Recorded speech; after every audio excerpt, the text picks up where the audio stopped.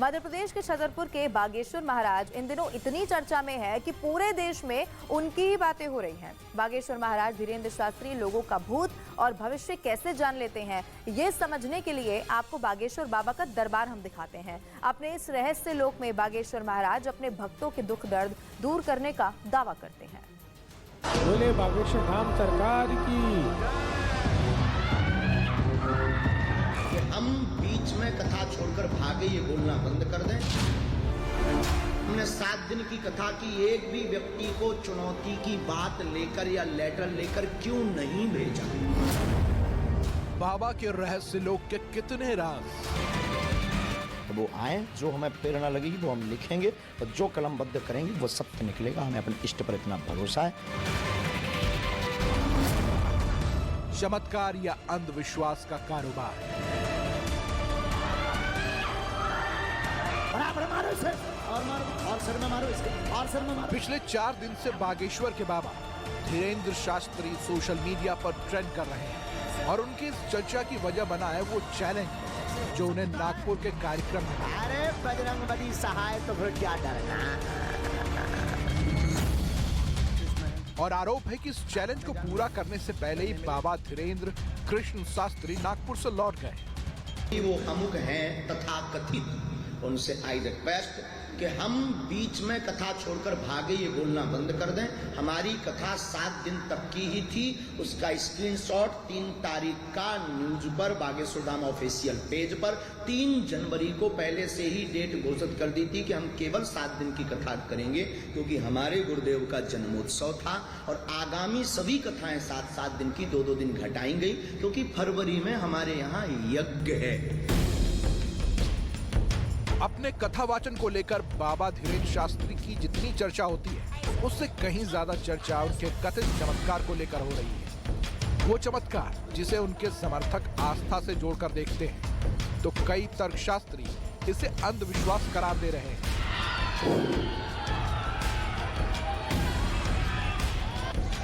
और इसी को लेकर महाराष्ट्र की संस्था अंधश्रद्धा निर्मूलन समिति ने उन्हें खुल्लम खुल्ला चैलेंज कर दिया। चैलेंज ये कि बाबा ये साबित करे कि वो वाकई चमत्कार करते हैं या फिर चमत्कार के नाम पर ठोक। चिंता ना करें, आपके एसपी महोदय भी यहीं बैठे हुए हैं, तो उनकी नजर के सामने हो रहा है। तो हम ये दावे के साथ नहीं, हम ईश्वर पर भरोसे के साथ कहते हैं, हमें अपने इष्ट पर भरोसा है। शक्तियां होती हैं, उसका प्रत्यक्ष प्रमाण बागेश्वर बालाजी का दिव्य दरबार। हमने 7 दिन की कथा की, एक भी व्यक्ति को चुनौती की बात लेकर या लेटर लेकर क्यों नहीं भेजा। इसका मतलब वह भगोड़ा और वह छोटी मानसिकता के लोग हैं। बाबा बागेश्वर दावा करते हैं कि उनके दरबार में आने वाला कोई भी खाली हाथ नहीं जाता। वो अपने दरबार में किसी भी अनजान व्यक्ति को बुलाते हैं और जब तक वो उनके पास पहुंचता है, उससे पहले ही बाबा उस आदमी का नाम पता एक पर्चे पर लिख देते हैं। इतना ही नहीं, पंडित धीरेन्द्र कृष्ण शास्त्री उस आदमी की परेशानियों को भी बताने का दावा करते हैं और अपने कथित चमत्कार के दम पर परेशानियों को दूर करने का भी दावा करते हैं। मुट्ठी बांध लो, आप भी नारियल एक तरफ रख दो। सारा विवाद इसी को लेकर तर्क की कसौटी पर कसकर सवाल ये पूछे जा रहे हैं, बाबा ये सब कैसे करते हैं? क्या ये कोई चमत्कार है या फिर बाबा आस्था के नाम पर अपना कारोबार चला रहे हैं? तो नहीं बन गए तुम। आज हनुमान जी के दरबार को आप अंधविश्वास फैलाने की बात कर रहे हैं। कल हमारे कलावा को आप अंधविश्वास कह दोगे, परसों हमारे माता पिता को मानने के लिए आप अंधविश्वास कह दोगे। ये सोची समझी साजिशें हैं सनातन धर्म को टारगेट करने की। हम हिंदुओं को जगना होगा, इनकी ठठरी बात। कथावाचक धीरेन्द्र शास्त्री के दावों की पड़ताल के लिए न्यूज 18 की टीम रायपुर में बाबा के दरबार में पहुंची। दिव्य दरबार शुरू करने से पहले धीरेन्द्र शास्त्री से हमारी सहयोगी ने बात की है, सुनवाते हैं आपको। आचार्य धीरेन्द्र कृष्ण शास्त्री जी इस वक्त हमारे साथ मौजूद हैं। आचार्य जी, आप लोगों का भूत बताते हैं, वर्तमान बताते हैं, भविष्य बताते हैं। लोग फिलहाल आपके बारे में जानना चाहते हैं। श्री सीताराम बागेश्वर धाम की जय।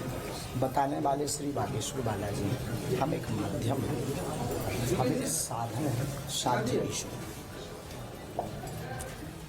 जैसे आप रैंडम किसी को भी खड़ा करते हैं, उसके परिवार के बारे में, उसके घर के बारे में, उसके पिताजी चाचा जी का नाम बताते हैं, तो ऐसा आचार्य जी के बारे में भी अब लोग जानना चाहते हैं। आपकी शिक्षा दीक्षा, आपका परिवार, आपके पिताजी। हमारे पिताजी एक साधारण परिवार, ब्राह्मण परिवार में थे, कर्मकांडी थे। हमारा पूरा परिवार कर्मकांडी। ये बंसाल अंतर्गत बागेश्वर बालाजी की सेवा हमारी चल रही है और हमने जो है बागेश्वर धाम बालाजी के चरणों में बचपन काल से ही उनकी सेवा की।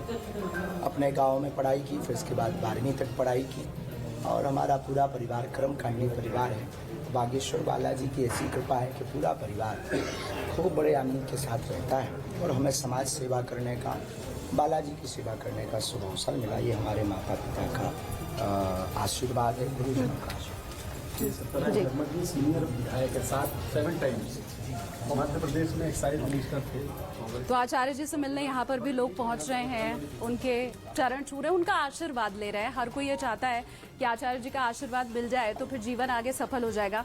आचार्य जी, इसी के साथ अगला सवाल मैं ये भी जानना चाहूंगी, क्योंकि जितने सनातनी, आप कहते हैं कि आपके ऊपर हनुमान जी की कृपा है, जितने सनातनी हैं उन सब के घर में हनुमान चालीसा का पाठ जरूर होता है आचार्य जी, सुंदर कांड का पाठ होता है। और अब लोगों के मन में ये सवाल है कि हनुमान जी की कृपा हमारे ऊपर क्यों नहीं हुई? हमारा बच्चा भी हनुमान चालीसा का पाठ करता है, हम भी दर्शन करने हनुमान जी के जाते हैं, मंगलवार का व्रत रखते हैं। आचार्य के ऊपर ही ये आशीर्वाद, और हम तो कुछ नहीं जानते हमारे ऊपर कृपा सबके ऊपर। हमने कभी ये नहीं कहा कि हमारे पास स्पेशली पावर है, हमारे पास हमारे पास बागेश्वर अपने इष्ट के प्रति अगाध श्रद्धा है। और जिस प्रकार श्रद्धा हमारी है और प्रत्येक बालक और प्रत्येक व्यक्ति अगर ऐसी श्रद्धा सनातन के प्रति और बालाजी के प्रति रखे तो वो भी ऐसा हो सकता है। तो ये चमत्कार कैसे होता है कि एक शख्स को बीच से उठाया? आप दरबार में चलो, हाँ। अच्छा, एक चीज और, दरबार में तो बहरहाल हम आएंगे, और चूंकि आपने दरबार का निमंत्रण दिया आचार्य जी, तो इसी के साथ ये भी, क्योंकि आप हमेशा ये कहते हैं कि आप जब दरबार में होते हैं तो वहाँ आपके पास अलग शक्ति होती है, वहाँ आप अलग आचार्य धीरेन्द्र जी होते हैं। तो अभी आप अलग हैं, मैं दरबार में मिलूंगी तो आप अलग हो जाएंगे? नहीं, हम वही हैं। गद्दी की एक अलग महिमा है। अभी आप जो है कोट पैंट पहने तो यहाँ पर आप जो है एक एंकर के नाते यहाँ घर जाएंगी तो बहन होगी, बेटी होगी, हाँ। आपके भी अलग अलग। उसी प्रकार वहाँ हम किसी बालाजी के सेवक होंगे और वहाँ पर उनकी प्रेरणा, उनकी जिज्ञासा से करेंगे। यहाँ पर अभी मानवता के नाते और समाज की धारा के नाते आपसे बात कर रहे हैं। बागेश्वर महाराज धीरेन्द्र शास्त्री ये दावा करते हैं कि वो बिना स्पर्श के किसी की भी समस्या को जान लेते हैं और बिना उसे छुए ही वो उसका इलाज भी कर देते हैं। क्या ऐसा करना मुमकिन है? एक रिपोर्ट आपको दिखाते हैं। हटा के बता, इतना बड़ा वाला बहादुर है ये हो तुम?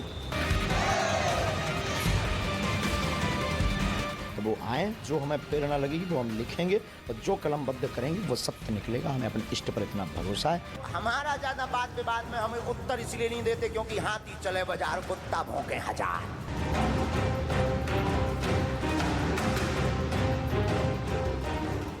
बागेश्वर के महाराज बाबा धीरेन्द्र शास्त्री कभी रावण से फोन पर बातचीत का दावा करते हैं।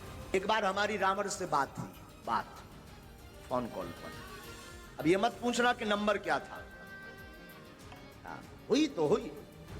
कभी विरोधियों पर वार करने के लिए शब्दों की मर्यादा लांघ जाते हैं। 2 दिन दरबार लगा, 7 दिन कथा क्यों हुई? कितने दिन चली कथा? 7 दिन चली ना।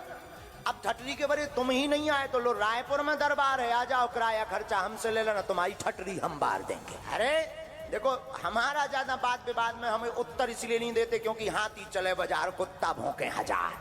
तो कभी धर्म के नाम पर बुलडोजर चलवा देने की बात कह जाते हैं। कुछ दिन बाद हम भी बुलडोजर खरीदने वाले हैं। अब पैसा नहीं है इतना, वरना हम भी बुलडोजर खरीदेंगे और जो राम के काज पे और सनातनीय महात्माओं पर, संतों पर और भारतीय सनातनीय हिंदुओं पर पत्थर चलाएगा, हम बुलडोजर उसके घर पर चलाएंगे। और कभी अचानक से बाबा का ऐसा हृदय परिवर्तन हो जाता है कि वो अपनी कथनी के लिए खुले मंच से झटपट माफी भी मांग लेते हैं। हमारे जोश में जो भी बुरा निकला तो हम भैया यही कहते हैं कि हमें होश नहीं रहता है, बोलने वाला कोई और था। लेकिन बाबा के बोल से ज्यादा विवाद उनके उस कथित चमत्कार को लेकर हो रहा है, जिस पर सवाल भी हो रहे हैं और बवाल भी। बाबा बागेश्वर के दरबार में हर रोज सैकड़ों लोग आते हैं। और दावा किया जाता है कि सैकड़ों की इस भीड़ में बाबा किसी भी अनजान समर्थक का नाम, पता और उसकी कुंडली की पूरी हिस्ट्री जान लेते हैं। जिन जिन की अर्जी नहीं लग पाएगी, जिन जिन का पर्चा कल नहीं बन पाएगा, परसों उन सबको भभूति का वितरण करवाया जाएगा। और इन सब के बीच विवाद उनके दरबार में कथित उपचार को लेकर भी खड़ा हो गया है। सोशल मीडिया पर बागेश्वर वाले बाबा धीरेन्द्र शास्त्री के ऐसे सैकड़ों वीडियो हैं जिनमें उनके समर्थक उनके पास आते ही झूमने लगते हैं, जमीन पर लेटकर अजीबोगरीब हरकतें करते हैं। सीताराम सीताराम सीताराम सीताराम सीताराम सीताराम सीताराम सीताराम सीताराम सीताराम सीताराम सीताराम सीताराम सीताराम। समर्थकों के बीच में बाबा धीरेन्द्र शास्त्री बीच बीच में कुछ छिड़कते हुए दिखते हैं और दावा किया जाता है कि ये बाबा के उपचार की विधि है।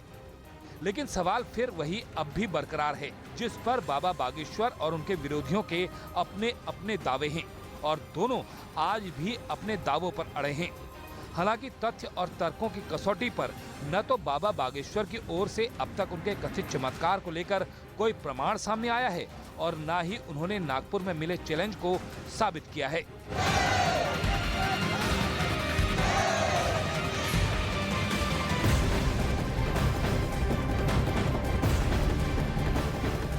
और एक बड़ी खबर पाकिस्तान से मिल रही है, जहां महंगाई और भुखमरी की मार झेल रहे पाकिस्तान की मुश्किलें बढ़ती हुई लगातार नजर आ रही हैं। पाकिस्तान को विदेशी शिपिंग कंपनियों ने चेतावनी दे दी है।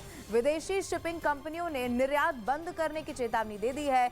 बकाया भुगतान नहीं होने से नाराज शिपिंग एजेंट्स ने पाकिस्तान को सभी तरह के निर्यात ठप्प करने की चेतावनी दे दी है। शिपिंग कंपनियों ने आरोप लगाया है कि बैंकों ने डॉलर की कमी के चलते उन्हें माल ढुलाई शुल्क देना बंद कर दिया है।